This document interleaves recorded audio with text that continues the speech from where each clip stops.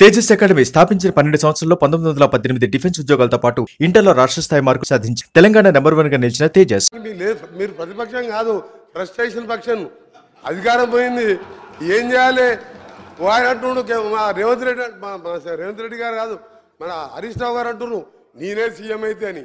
అంటే కొంచెం ప్రాబ్లం వచ్చింది అంతే వీళ్ళకి. దానికి మనం ఏం చేయలేము, ఇక దాన్ని ఎవరేం చేయలేరు. ఇక దేవుడు కూడా కాపాడలేడు. ఒక్క నిమిషం సార్, దేవుడు కూడా కాపాడలేడు వీళ్ళని, దేవుడు కూడా కాపాడలేడు. రాక రాక నలగొండకు వచ్చింది అధ్యక్ష. మన వర్షాలు లేక ఇబ్బంది పడుతున్నాం, మంచినీళ్ళు లేవు. జగన్మోహన్ రెడ్డి బిర్యానీ తినిపించిండు, రాసిచ్చిండు. వస్తా అధ్యక్ష, వస్తా వీళ్ళు ఎమ్మెల్యే అధ్యక్ష.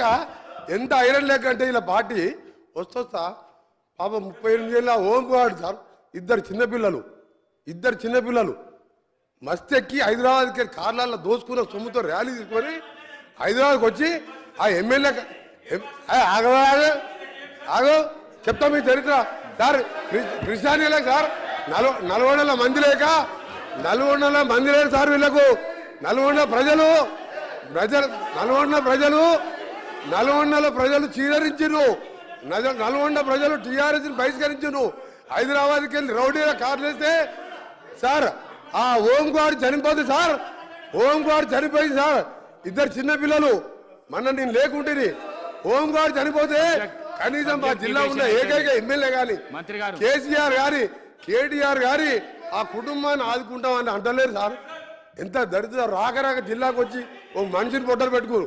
ఈయన మేనిఫెస్టో గురించి మాట్లాడుతున్నాడు సార్. ఒకటే చెప్తుంది సార్, ఈయన మేనిఫెస్టో 2001లో పార్టీ పెట్టింది సార్. నీ దుకాణం మంది మంత్రి గారు దుకాణం మంది సార్. ఒకటి సార్ అసలు పాయింట్కి వస్తున్నా సార్. అసలు పాయింట్కి వస్తున్నా. అరే మీ చరిత్ర చెప్తా సార్. 2001లో సార్ కేసీఆర్ గారు పార్టీ పెట్టిండు సార్. పార్టీ పెట్టినప్పుడు ఏం చెప్పిండు సార్? ఈ రాష్ట్రానికి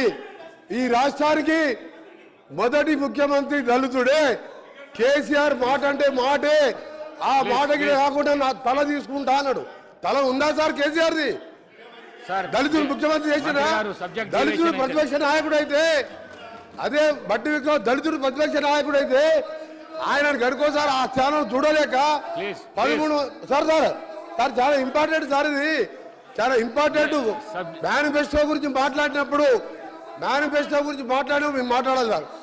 దళితుడు ప్రతిపక్ష నాయకుడు అయితే ఓర్వలేక 13 మంది ఎమ్మెల్యేని అంగట్లో పశువులను కొన్నట్టు కొని మా దళిత ప్రతిపక్ష నాయకులు ఈ రోజు మేనిఫెస్టో గురించి మాట్లాడతా గజేంద్ర గారు. మేనిఫెస్టో టీఆర్ఎస్ పార్టీ నీ అబద్ధాల పార్టీ. మాకు చెప్పిన మేనిఫెస్టో 2 రోజులలో 2 అమలు చేసినాం, ఇంకా చేస్తాం. చెప్పని కూడా చేస్తాం. మీ దుకాణం బంద్ చేస్తాం.